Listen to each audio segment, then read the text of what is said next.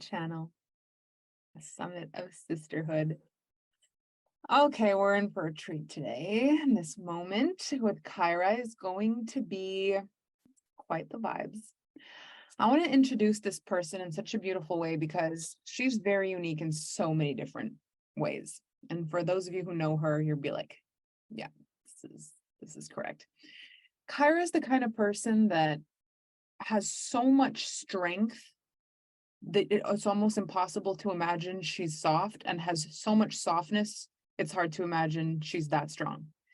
It's like depending on what side you meet her with first, the other side will shock you every single time.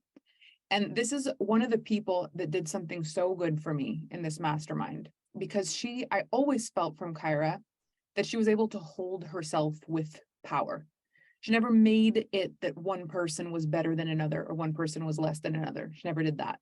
Not with me. And that was one of the most healing things that ever happened for me, because it's very rare in my career that people have walked shoulder to shoulder with me for real. No pedestal, no fangirl, but deep respect, like actual respect for what I've done. And like, I'm proud of you kind of energy. I always felt that from her. And that was one of the best things that could have ever happened to me in this channel. And I feel like she created a lot of that in the way she expressed herself and the way that she talked about it. I feel like it kind of called up the other women to be like, yeah, you're right. I see that. I get that. And I feel like through her shares in the channel, a lot of the energy started to change in that direction. And it's been an honor for me to work with her. I've seen her work shoulder to shoulder with other mentors, and I've seen her treat them as equals. I've seen her go to all kinds of different events, and always she holds herself. She's the same person in every room she ever goes into, and she can hold herself with anyone, whether they're just starting or whether they're 100 years ahead of her. She's walking with them, and that is something that's very rare in this world. So I'm excited to bring her forward and have a discussion with her for all of us, which I know is going to be a masterpiece. So Miss Kyeraa, Kacey, please make your way to the stage. Hello. Hi. Hi. How you feeling? I've never been happier in my life. Not just to be here, but like I was saying this the other day to one of my friends. Like I've never been happier. I've never been happier. Isn't that the best? Yeah. And you have walked through some stuff. Like, you did not just get like, oh, all the cards that were dealt were easy and that's why you're happy. Like, you have done some work. You know, I always tell people, I get a lot of DMs. Like, one of the number one questions I get from people, it's typically related to money, or they ask me if my hair is real. It's like one or the other. And but they're always like, you know, how do I make that money? Like, how did you do it? And I always tell people, if you want the success that I've created, you better want the initiations that I've also been handed, because this is not something that just comes out of a sales script or a one-time program. Like, this has been a journey. It's been a journey. Yeah. So, okay, now people are asking, is the naked coach naked in this moment? So are you wearing nothing but your hair, or is there clothing? I am clothed, everyone. I mean, I wouldn't have put it past you. I am fully naked and yet fully clothed. I love that. Yeah. Yeah. The naked coach is not just about being physically naked. It can be, for some of you, it will be that. And some days it is that. There are days that I show up to my coaching calls and I'm naked. And sometimes my clients want to be naked as well. So like, it is what it is.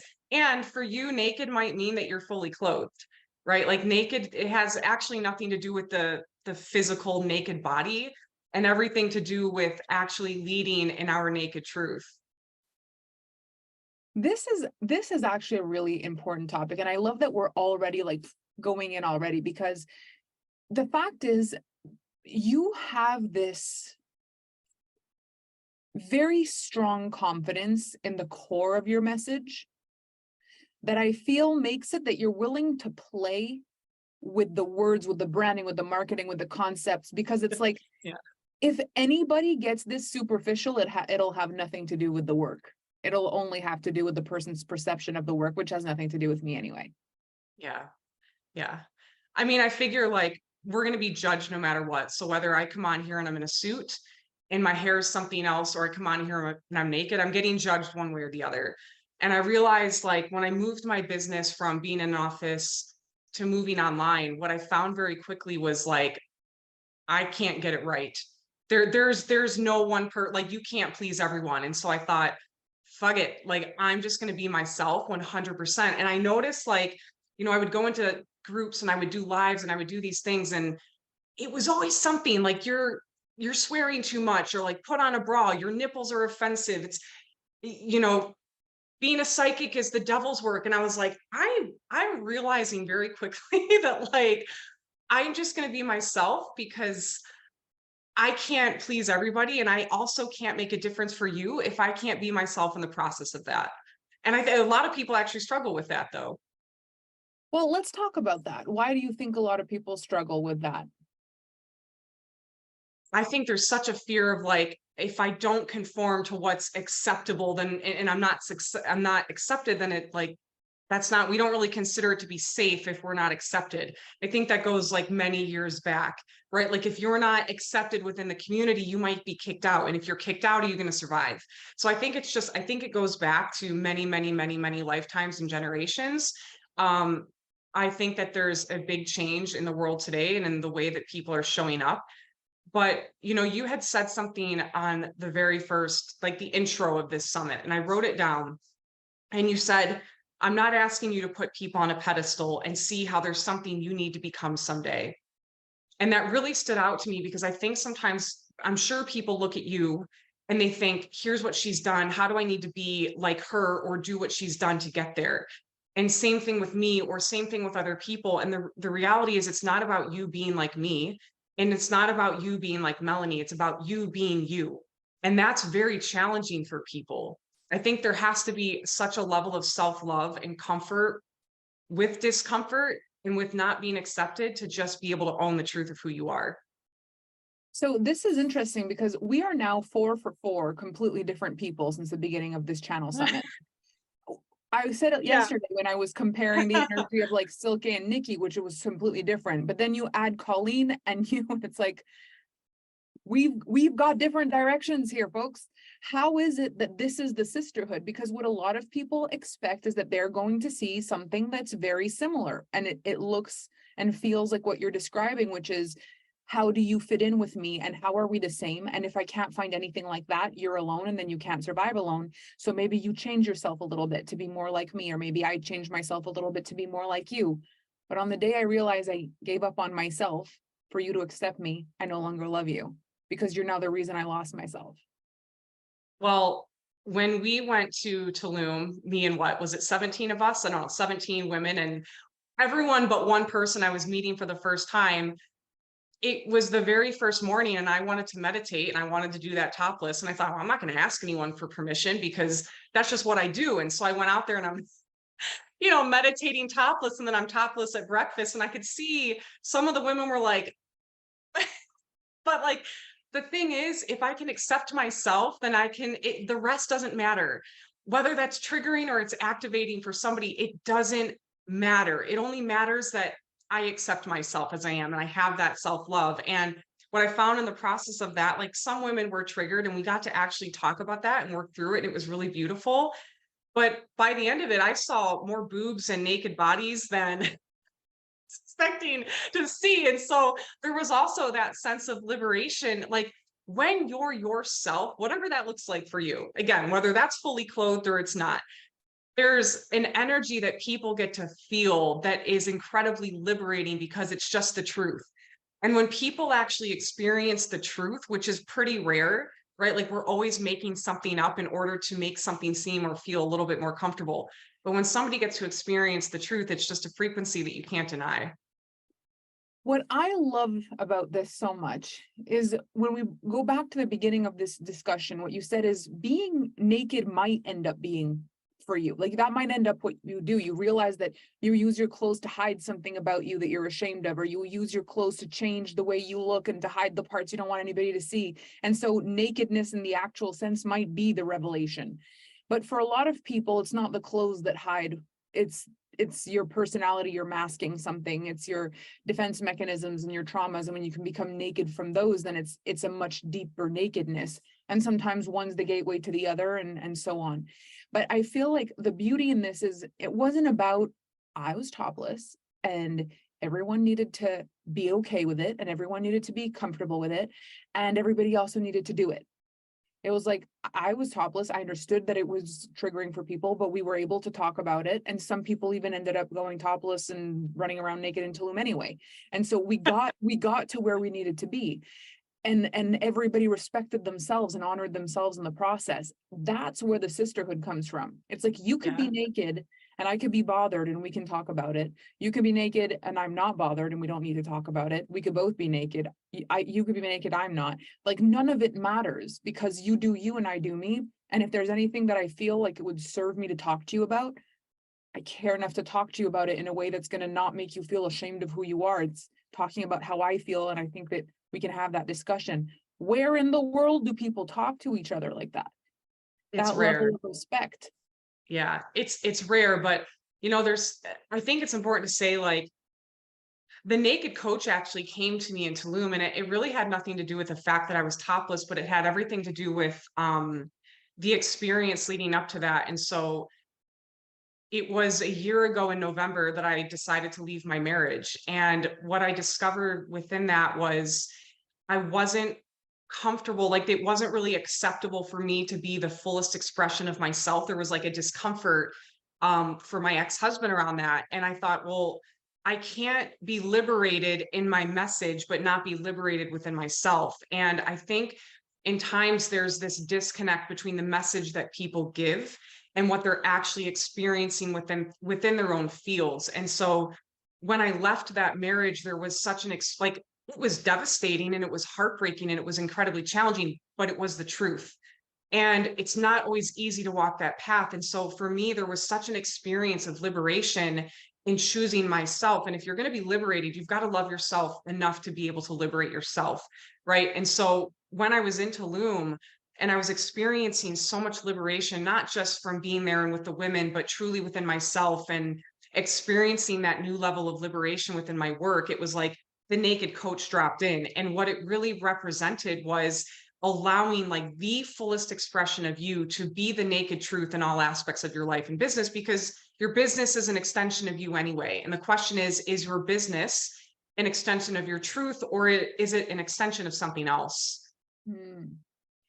So this is an interesting thing because when you think about it, is your business an extension of your truth or is it an extension of something else? That something else can very easily be your need to be seen, your need to be validated. Yeah.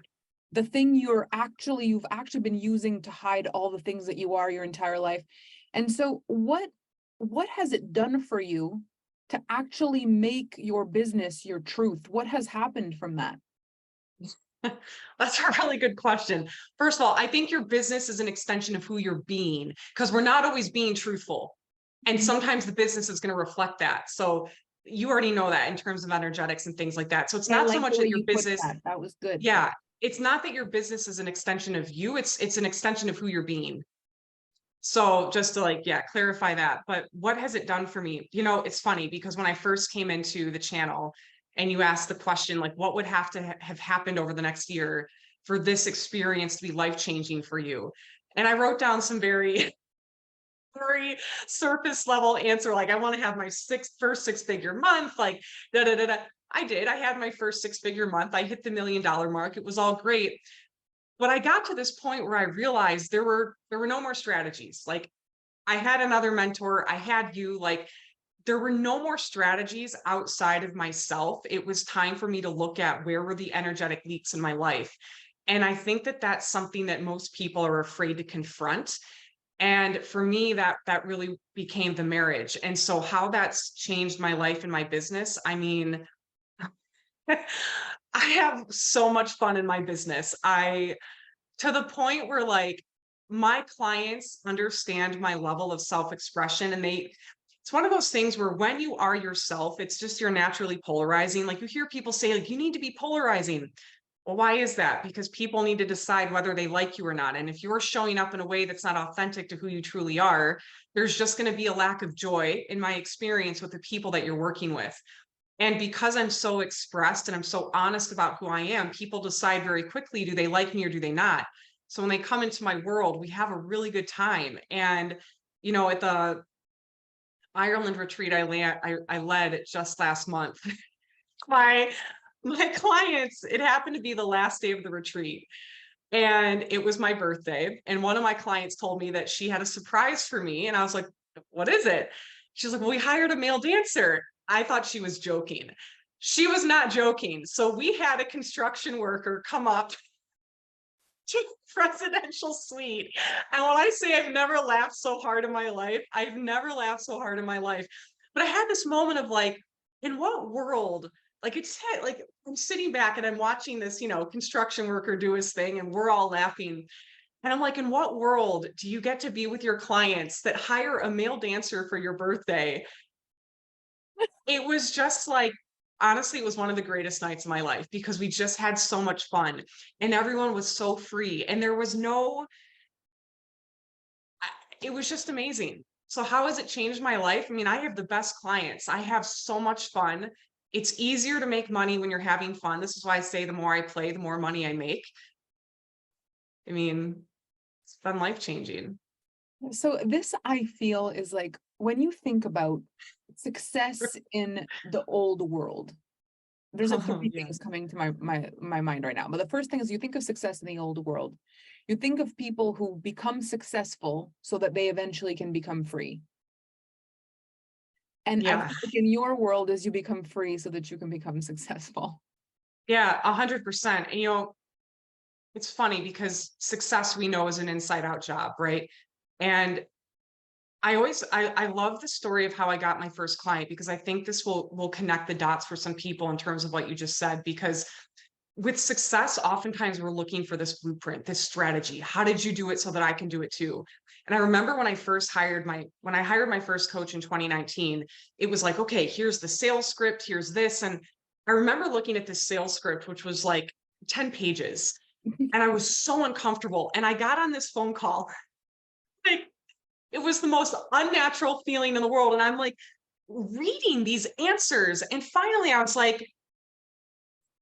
like, I can't do this anymore. Like this, I wasn't closing anybody with this sales script. It was just not working.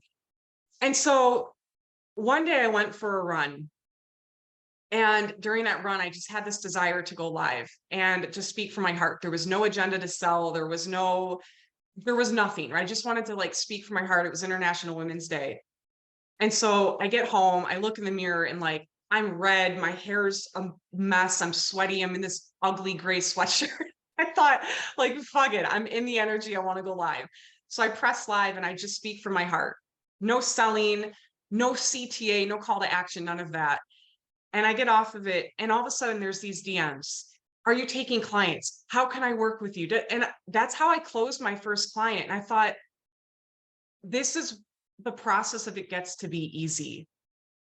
This is that process. And I find that like for most women, they've become so disconnected from the truth of who they are. Like if a friend calls you and they're like, hey, I need help. You're not like, hang on, I need 10 years to get this certification. Let me get my sales script. Like nobody does that. Right. But like, notice how in business, there's this perfection that has come in of like, this is what it means to be successful. Let me follow that versus let me go inward and find that success within myself. What does that look like? Honestly, this is so beautiful because, and I was talking about this today in my marketplace program. I was saying, if your program was free, if your product was free, how would you write the sales page? Would you even need to worry about the script, or would you just know what to say? And so the idea is to get to a place where your work is so second nature and you've done the work around money that you can say, this is a price point that doesn't make me overwork my thoughts. Like I can speak as if it was free. That's the price. That's the right price, is the one where you can speak as though it's free. Because when it's free, you know exactly what to say. And so this freedom piece for you has so much impact, like this freedom, this liberation, this piece that you let people experience. What I love the most, I've heard so many people tell me, people just decide whether they like me or not, and then that's just their thing. I've heard so many people say that. I have never heard it sound more true than when you say it. You say it like it's part of the plan. You say it like, I'm who I am, because then people need to figure out whether they like me or not. And then once they like once they know I'm their person, then we have so much fun. Like, the way you say it is the cleanest I've ever heard. Yeah, I think that's just because it's the truth, but it's like it would matter to me if I didn't like myself. Do you know what I mean? And that's the process. Like, that is a question I get to, like, how are you so confident? And I tell people, because trust me, there are some times where I post something and I get some DMs from women where it's like they're very triggered by my body or whatever that is, but I'll tell them, like, I can only know this amount of self-love because I know that much self-hate. And so when you move through that process of self-hate and you come to this level of self-love, it really doesn't matter whether or not you like me. And that's not an ego thing. It's just, I love myself enough that, like, it's not personal to me. It's just not personal to me. I love myself enough that it's not personal to me. Like, the power in that is so strong. It doesn't mean that it doesn't matter. It means it's not even personal. It's like you get It's to not choose even your personal. path. It's not Personal. about me. Yeah. Like, I had this woman, she messaged me one time. I posted something. She's like, I don't like this. I don't like you. And I was like, bro, I don't like myself sometimes. I get it. I get it. Days, because it's just like, is that not life? Do we have days where, like, being a little salty right now, let me check myself. It's like, it's just not personal. Someone's reflection of self-hate to you is it's their own stuff. So to live by that, though, and I think this is the other piece that was coming through for me before. There are different kinds of people. We've seen healers, we've seen creators, we've seen connectors, we're seeing doctors and mind alchemists. And what comes to me, if I were to define, although you're not definable, but if I were to try, I'd call you a catalyst. Because a catalyst it's not enough what you say, you have to be it in the most sometimes absurd way to some people, where it's like, I have to conceptualize this without even opening my mouth.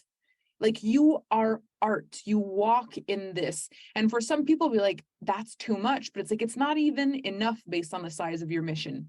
You're growing into something so big, you couldn't present these idealistic concepts without being the way you're being. It just wouldn't hold. You couldn't be a catalyst.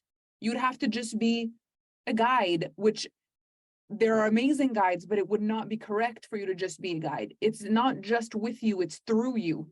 Like, people literally experience change watching you do something that they would never do, and then they judge it because they would never do it, and then they realize they judge themselves, and then they have this come to holy wow moment, and all of a sudden you just became the greatest catalyst for change in their life. And it started with a no and it ended with a thank you. And you're able to hold the space for that. That is like strength beyond strength. But what I love about what you said, first of all, is it's not possible to experience this amount of self-love without this amount of self-hate, which I think is so sad and so true and so wise and so powerful and so profound and so all the things. And at the beginning of this call where you said, I hope you're not hoping to make as much money as I've made or as much success as I've had without going through the initiations that I've been through. And I feel like this is something I'd love for you to kind of talk more about, because people are seeing you right now in a light that's like, how does this person exist? But this was forged in fire. This was forged in a lot of fire. If you want the success I've had, then you need to want the initiations I've had as well. And that's what there is, to speak to. I'm 36. I just turned 36 in September. And I always tell people I've been in personal development since I was 17, like in seminars with people much older than me. I was always the youngest there. So I remind people of that because I had an early start. Like, this has been my life's work, and this didn't happen for me 2 years ago. So I've been through a lot, and the initiations that I've moved through, I think that's something too that has me feel so strongly about the work that I do, because it's one thing to read and have insight through a book, and then it's another thing to actually be the embodiment of that. Like, we all know how to leave, like when something's toxic, or a marriage or relationship, you know it's not healthy. You know the answer is like something's got to change here. Knowing is one thing. Moving is a completely, that's a whole nother option. That's a whole nother beast. And just time and time again, no matter how painful, no matter how challenging, no matter how difficult, I've moved. And I've also always had a mission that was bigger than me. So when I was, younger and I had an addiction, I remember going through like Landmark at 17, and I thought to myself, if I'm going to start working with people, like I need to overcome this addiction, because if this is going to be in the way of the work I can do for people. And so it was one of the reasons that I worked to overcome that. And so there was always something bigger than money. It was impact. And what does that look like? And what does it look like to really be free? And it's not for the faint of heart. And I think too, this is why we're seeing such a shift in the industry, because there's a way that's sustainable to build your business, and that's from truth. And then there's the way where it's like trying to replicate what somebody else did, which you don't even know if what they did was the fullest frequency of their truth to begin with. So it could only be 30%. And then it's not having your full 100% either. And so there's this disconnect that a lot of people are feeling within themselves and within others. This is huge. And I completely see that. One, even if it was what the other person what was doing for themselves, even if it was true, it was true for them. Yeah. So first problem. Second of all, if you're copying it and it was not even true for them, now you're at a double, it doesn't work. And the other part of that is you're only doing what you think they did, because you don't actually know what they did. You only know what you think they did. So you're doing something you think they did that may have worked and may have been in alignment, and then hoped it would work for you. That's a lot of hoping and wishing and thinking, and not a lot of embodiment and going through the flames and the initiations and the going through the fire and the portals. Because in the 2 years of the channel, you went through 2 massive pains, like massive. And also with that, extraordinary highs. Like you let yourself touch both. But you didn't pretend that either one didn't hurt. You never showed up half. You didn't say, don't worry guys, it doesn't hurt. You were like, I'm on my knees and I'm here right now. Like you really showed up in all of it. So how in the last 2 years, these for me, I don't know that in a lifetime people have the amount of duality that you were holding during those 2 years. Like you were at a peak of success and a peak of pain walking at the same time. Like and this is a big part of what I believe, is that the more duality you can hold, the more you're given. Because if God, Mother Nature, the universe knows that one bad day makes the whole thing fall, there's a limit to how much you can have. And so duality is often the test. Can you have your best, most successful year at the same time as your most painful year? Because if you can do that, it opens something. Well, when right when I signed up for the channel, I think it was in like November of 2021, we started, I think officially in January. What Melanie is speaking to is right before the channel started, my sister unexpectedly passed away. So December 23rd, 2 days before Christmas, I get a call, and she essentially, passed away from an overdose of heroin. And so I was losing my only sister, but in the process also gaining everyone here. And I remember it was actually Jenny Bittner that messaged me. I didn't know who she was because the channel hadn't started. And she said, I'm so sorry for your loss. And she offered to send me these doTERRA oils. And I used to be the type of person that would be like, no, I'm fine. No, I'm fine. But I was so on my knees in grief that I said yes, which was so rare for me. And so it actually opened up this portal of receiving from people in all these different ways, which I have found that receiving is like a key code to making more money in general. Anybody can open their own car door. Not many people can receive somebody else opening it. Anybody can give a compliment. Not anybody can just receive it. And I've really truly found that receiving, if you want to make more money, learn to receive the compliment, receive the person that wants to buy your dinner. Stop saying, no, it's no big deal. You don't have to do it. Say, yes, thank you. Let's go. I'm here to receive. But so anyway, so I started receiving this sisterhood independent of like, alongside, I should say, of this massive loss. But at the same time, I was also just starting my first year-long program with my own clients. And I thought, do I delay this? Like, what do I do here? And I thought, I'm just going to run this and I'm going to be really honest. And so I went live with them and I said, here's where I'm at. This is devastating. And I've recognized that if we're spending an entire year together, I'm not going to be the only person that is moving through grief. And time doesn't stop for grief. And so we're going to ride these waves together. And I'm going to show up in my truth. And right now I'm struggling. And that has nothing to do with how powerful I can be for you or for myself in this moment. And I think that's where a lot of people feel an uncertainty. If I'm going through something, does that mean I'm perceived as less powerful? Personally, I've never perceived myself as less powerful just because I'm moving through grief. And I think it's important for women to give themselves permission to just be honest about what they're moving through, knowing that you're not any less powerful. Do you think it's even possible for a person to access this knowing, this knowledge, maybe, but this knowing without having been through it? I think anything's possible. I would never limit someone by saying they can't do something. And if it hasn't been done by somebody and you want to do it, congratulations, like you get to be the first. So I do think so. But I think that there's absolutely a difference when it is a lived experience. So let's just for fun. What if we set an intention on this call? Let's do it. Because I have always this is where you and I connect very deeply in our beliefs. Like this is what I wish for the world, is that people could go through pain and still walk and still lead. Because, the last couple of years becoming successful, like my body, my nervous system was not prepared for some of the things that happened. I've had to walk with that while leading this company, while leading my client. And I don't think it made me less powerful. I think it made me more powerful. So we're the same here. And I would hate for it to be true that someone would have to live what we lived, you and your way, me and my way, for them to access this kind of power. I would not want that to be true. I would want to believe that it's possible for people who've walked through it to possibly either pass a message or just offer a strength. And I don't know, like I want to set an intention for everyone that watches this, that this is a memory for you. That you can like calibrate to the heart and say, what if I just took the wisdom as if it had happened?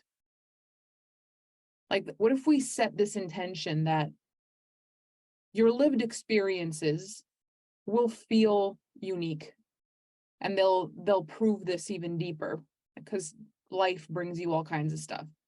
But you could decide to hold these truths in your body right now. You could decide right now that no matter how much pain you go through, it does not mean that you are less powerful ever. And you have Kyeraa as an example of that. And you have me as an example of that. And you have so many of these women in the channel as an example of that. And possibly more people in this group as an example of that. So what if you didn't need to test it, but you were available to prove it?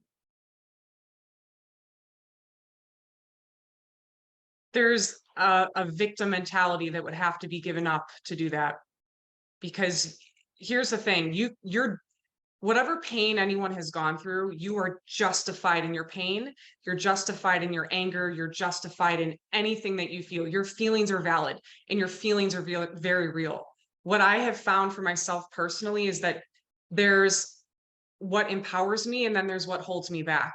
And so even, for example, like when I went through my first marriage, my first divorce, and I found out my ex-husband was having an affair and all these things, there were so many reasons I could have justified never trusting men, never opening my heart, but there's no power in that story. I could have easily been a victim to that, but there's no power in that story. And so what I have found for myself to move forward is there has to be a willingness to let go of what happened and what was done in order to create something new. It's like you can't fill a suitcase that's full, you've got to make space. And it's the same thing if you're going to create change in your life, there's some things that have to be removed, like weeds that have to be pulled. So this is a really sensitive topic, and I feel like it's a very important one if we're going to go there, because I have similar feelings in the sense where there's a day in my life I had to decide. I either did all of it or I did none of it, because I don't know how to make it and pick and choose. And if everything wasn't my fault, then I can never make it right. So what's the actual truth? And the truth I came to is I'm at the source of everything, either from who I was or in order to receive something for who I'll be. So there is no why did this happen until the end of my life anyway. I won't know. So the empowering thought is just, if I created it, then I can shift it. But if I didn't create it, then something else or someone else has to shift it, which means I have no responsibility. This takes so much power. Yeah. Because we also, and I love what you said here, we are valid in our pain. And so me taking all of that power, me saying I'm at the source of this, what does it take for me to not translate that into it's my fault, I did something wrong, I don't trust myself? Like, what's that line? I think that line's going to be different for everyone personally, and I can only speak from my own experience. And I know for me, like when I was going through my first divorce and I caught him with another woman, there was this moment of like, was I not good enough? Like what was going on here? And I remember one day I was sitting in my basement. This was in 2016, and I didn't want to live. I was suicidal. I was like, this is it for me. You marry someone and you have this future planned, and when that's pulled away from you, like there's just this massive uncertainty in front of you. And I'm sitting there and I'm at a point in my life financially where I couldn't pay my mortgage. I couldn't cover my bills. I had no health insurance. I didn't know what I was going to do. And then I started thinking that there are a lot of women in this position that move through something really traumatic or really challenging, and financially they can't provide for themselves, which just makes life more difficult, right? Like money doesn't change your life. Money just makes life easier. It gives you more options. Money doesn't change who you are, but it does amplify who you are. And so I had this moment of like deciding, and I decided in that moment, I am going to change my life, and then I'm going to change the lives of others. And I remember when I made that decision and I started that healing work, when I moved my business online, I started by working with women who were going through a divorce. And I often received a lot of messages from women that were angry with my stance on you can move through grief as fast as you want. Now, I didn't say you have to, I just said it was possible, right? Because you can stay in grief for as long as you want. But what I found were the women that really wanted to change were interested in letting go of a story that they had been holding themselves hostage to for a very long time, which also meant that they would have to stop holding their ex hostage as well, which was very difficult for some. But I have found that that line is in the ability to let go of people that we would say it's their fault. You're the reason I feel this way. There's a story inside of that has a willingness to let it go, to create something new. So you know how when people say anger or resentment is like drinking poison and expecting the other person to die? Yeah. It feels like when you're mad at a person, nobody likes it really when someone's mad at them. Like we don't like that. We don't like that. So there's a feeling of like, the only way I can really punish you is to never let you live out how I feel about you. Like, this is how I'm going to get back at you. I'll never set you free from this role in my life. The issue with that is if I never set you free from this role in my life, I spend my life with this storyline that you're responsible for my life forever. I perpetuate that story forever, and I'm never set free from it. Yeah. So what you're saying is what it takes is I need to be willing to say, if I'm really going to be free, I can't be guarding the door where I've kept you prisoner. I literally have to be able to walk and frolic naked in the fields that means you're probably going to escape the dungeon I've been keeping you in. And I've got to make peace with that. You escape the dungeon, but I run wild. If not, you stay in the dungeon and I guard it for the rest of my life.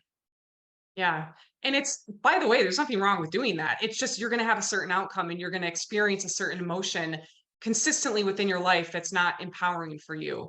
So it's not that it's wrong to do that. It's just doesn't feel good for most people. And so what I have found is the better thing to ask yourself is, what's the most loving thing for me in this? Like what's the most loving thing that I can do?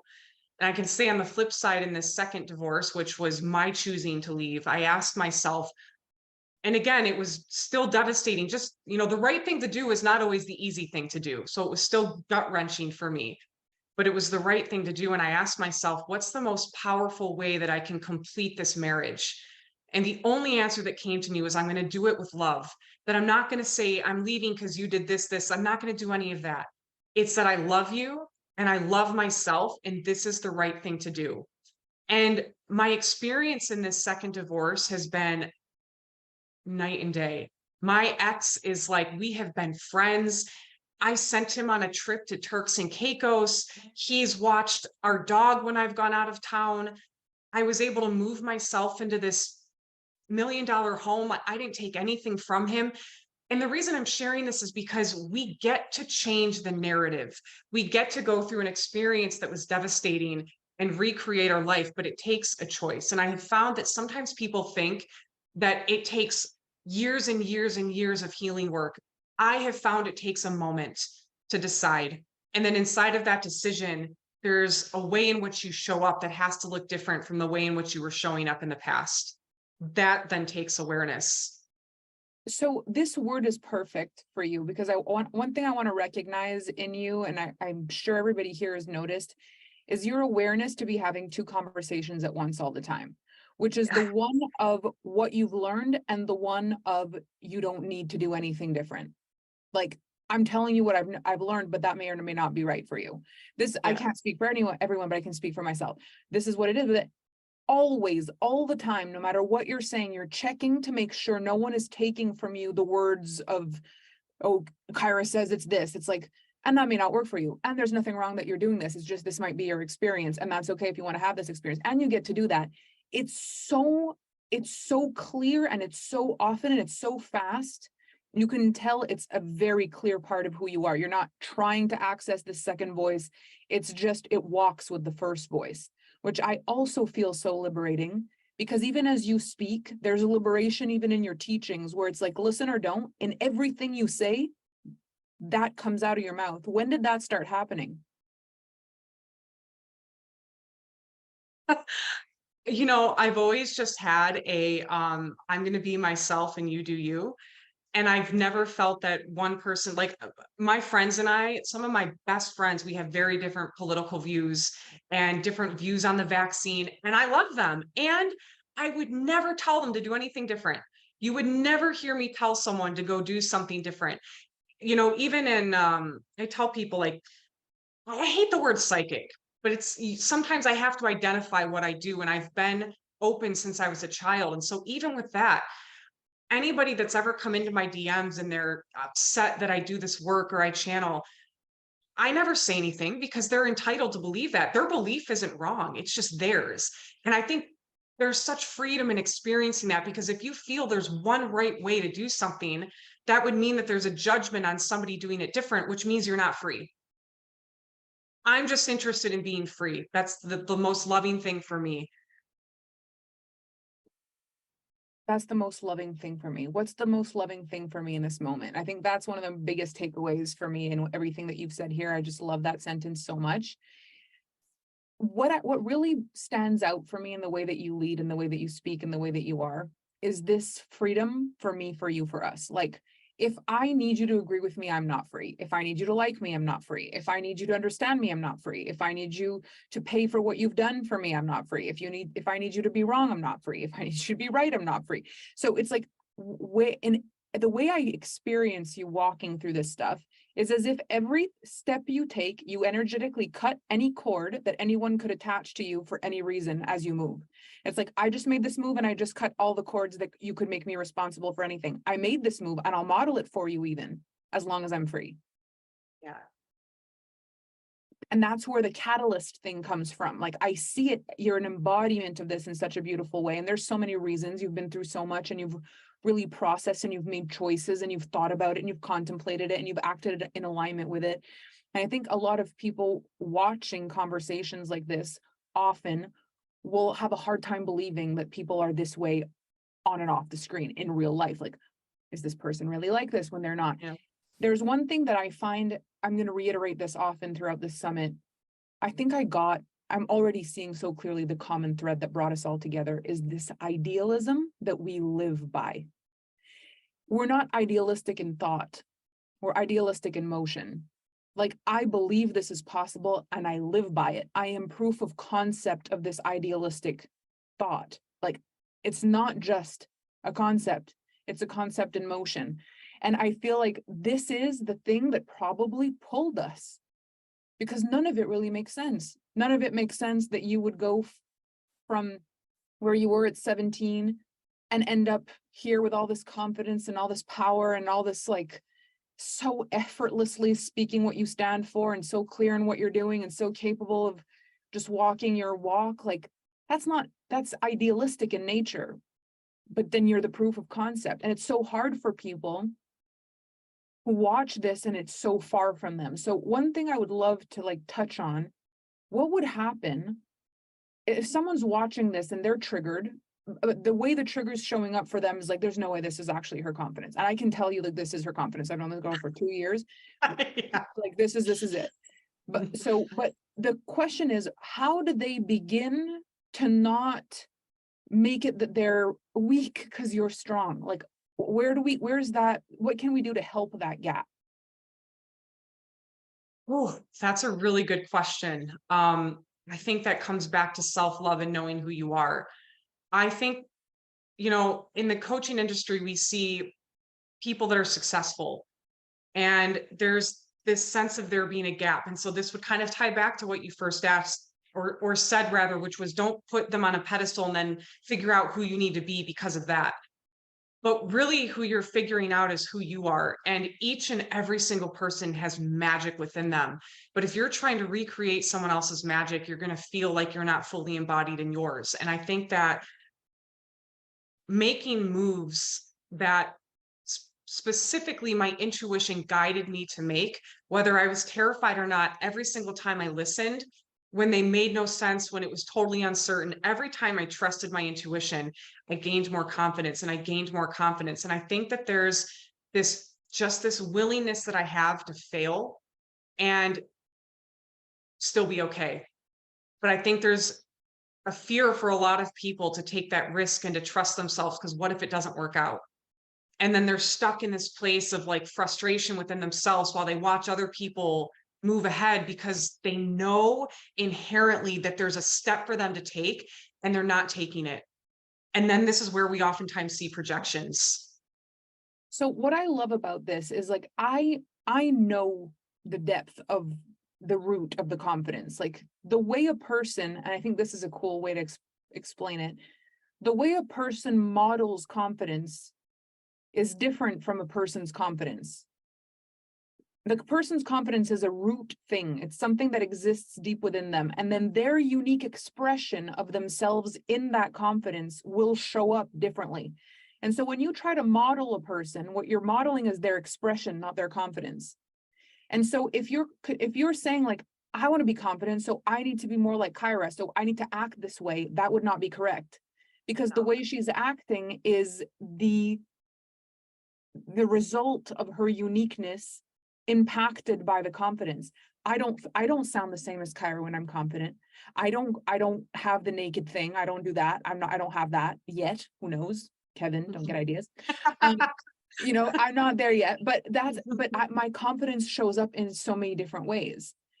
And, we had Silky on here yesterday with this like unassuming confidence that's so next level confidence, but it feels so different, but it's right there at the core in the same place. Can you see the root in every person that comes in here and understand the difference between the root and the personality? Can you celebrate the diversity and the uniqueness? Can you celebrate a person who's liberated by their own confidence without thinking for a minute that representation has to be who you are for it to be true for you? I think that's what this summit will model. Everybody so differently honoring the truth that is theirs to model, whether it's confidence, whether it's love, whether it's forgiveness, respect, healing, whatever it is. They'll bring a frequency forward, and this freedom frequency, this confidence frequency, it looks the way it looks on Kyeraa because it's Kyeraa, and not everyone gets to ever walk into a room the way she does. And that's not duplicable unless a person has very similar energetic makeup that could just be ignited by the same fuel, the same confidence that was unlocked. But that's very rare. You very rarely see two people like that. But this is why I also tell people, like, there's no amount of money. There is no amount of money that will ever make up for a lack of self-love. And so I know a lot of coaches that have, I know a lot of people, let's just get rid of coaches. I know a lot of people that have a lot of money that are broke. Yeah. And so I also find that for people that are wanting to create success, right, in terms of money and in terms of finances, that this really is an inside out job. And so kind of going back to, like, money doesn't change who you are, but it does amplify it. I think that that's very real. And so if you can actually discover the truth of who you are, find the confidence and the courage to allow yourself to lead with that, you're going to notice and experience a wildly different life and business and results as well. So tell me about when you're working with your clients right now. It's not necessarily like a modality or a thing. Like, how would you describe why your clients are the right clients for you? Like, what is that click? What do you guys do? Who do you be? What's the vibe? Yeah. I think most of my clients come to me because they want to make more money. But it's I tell my clients when they sign on with me, like after they sign up, I say, buckle up, right? Because I know that them making more money is going to be there's going to be a lot of things that we clean up along the way. So, like, an easy example of that, like inside of Mastery, it's a program. I had a woman who, was in a relationship that wasn't working, and she knew it wasn't working. And as soon as she closed the door, guess what? Clients started coming in. Now, it doesn't always look like that. Sometimes it's different, right? Sometimes it's looking at boundaries and pricing and things like that. But I think entrepreneurship is a journey of self, and it's a journey of trusting as well, because the rule in sales where it's like ABC, always be closing. I tell people, I think the number one rule in sales is I made this up. Okay. Okay. Yeah. I don't know. The rule in sales is what? Tell us. Yeah. I say it's always be convinced, because if you're fucking convinced that you can close the sale in the first place, you won't do it. If you're not convinced that you're the one to do the thing you're doing, if you're not convinced that you're the one to sell the thing that there is to sell, if you're not convinced that you're the one, you won't do it. So forget about always be closing, because you're not going to close in the first place if you're not convinced on who you are, which goes back to belief anyway. And if you don't believe you're worthy in working with clients that love you, and if you don't believe you're worthy in the 7-figure business, and if you don't believe you're worthy on being chosen, guess what? Your external world is going to reflect that internal belief. I love you. I love you. This is like, what a treat. Like, I am so excited for people who are here. I'm excited for people who watch the replay. Like, if you know someone that needed to hear that, make sure they do, because that was absolutely brilliant. And I really feel like this is where you've got to know yourself. You've got to know your nervous system. You've got to know that you can handle being talked to like that. That's your job to know. How Colleen brought forward this morning, like, this is how you handle it when you don't have it in you to be able to be talked like that. This is where you go where you can handle to be talked like that. You've got to go where you're ready. And the thing is, when you're ready, there's going to be an initiation most of the time. And this is every time. Every time. So I always tell people, and I found too, this is like, maybe not always, but I find when people are running a program, there tends to be an initiation with the intention of the program. They're like, I've personally experienced that every time, but I also think you have to, at least in business, but although this could transfer in personal too with relationships, like be willing to love yourself enough that you're not going to tolerate what's actually not in alignment or the highest truth for you. And sometimes that looks like saying no to a client that wants to pay in full. Sometimes that looks like letting a client go early and doing things in the name of love and alignment over money. Because what I have found is that when you operate that way, obviously integrity first anyway, but when you do that, you actually just make more money and you have way more fun. So what I love about this, and you can start to kind of put the pieces of the puzzle together. Let's say you're drawn into Kyeraa, you're like, oh my gosh. But if you had one call with her, the kind of initiation you would have would be like, can't handle it. What's wrong with me? What's wrong with me? Then you would have a conversation with Colleen. She'd be like, let me see, bippity boppity boop. And then all of a sudden this 10 belief goes to an 8 belief goes to a 0 belief. And then all of a sudden you're like, okay, sorry, Kyeraa, say that again. And then she says it and you're like, and this is the thing about these levels of conversation. The depth of the stuff that needed to be healed in order for Kyeraa to speak to you and for you to not shrink is you've got to believe everything she says. It means you've got to have the always be convinced. You've got to be convinced that what she's saying is true and that you can do it, or else it feels like it's impossible. And that's where the inner work comes in. And we see this so much on the internet. People are just fighting like, oh, this person talks this, but that's impossible, or that's not real, and that's not true, and that's too idealistic. But what it really comes down to is, what are you capable of believing in? And if there's something that stops your ability to believe in possibility, in greatness, in beauty, in forgiveness, in a life without pain, then there's trauma work to move through. But at the end of the day, if a person is ready to go, there are people that will walk with them everywhere. The sky isn't even the limit. We'll go to the freaking, just buckle up. Yeah. Yeah. And you've buckled up for your life. Like you said, I'm in for everything and I'm not putting the ball down for nothing. Like I'm in. Yeah. Yeah. Yeah. This was so good. I don't know how we're going to pluck, and like there's gonna be way too many quotes. I'm gonna be like, okay, how do we choose 3%? This was so good. So did you have any last thing that you wanted to drive home before we end this masterpiece of a conversation? I would just invite first of all, I know that if you're here, whether you're live or you're catching this replay, like there's something in this for you, whether it was activating or it was triggering, whatever it was, you're welcome. You're welcome. I would say, trust yourself. There's something for you to do that is going to move the needle, and it's not going to come from outside of you. It's going to come from within, and you know what that is. And so sometimes the answer is not something we find from someone else. It's what's been there all along. And if you're looking for momentum or movement in your business, trust what that call is and take action on it, because I wouldn't be where I am today if I didn't move. Insight without action makes no difference, and you're worthy to act. Bam. Well, that was freaking brilliant. So now that you're entirely blown away by her, I would like to read you her bio, because it doesn't matter until the person matters. So here's the not enough bio to describe this extraordinary human being. Kyeraa T. Kacey is the Naked Coach. She's a renowned business energetics mentor who also runs transformative international women's retreats. Kyeraa believes your business is an extension of you and her soul. Her sole purpose has become liberating women around the globe in their pursuit of success, helping them unleash unapologetic self-expression, their naked truth, guiding them to evolve and trust their psychic abilities, and fiercely leading them to claim the rich bitch version of themselves.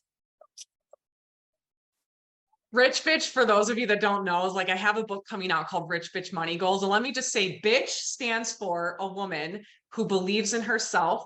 She invests in herself. She trusts herself. She consciously creates her life, and she's heart-centered. So I live by rich bitch principles, and that's what rich bitch stands for. Well, then I am a rich bitch. Yes, you are. Cheers to that.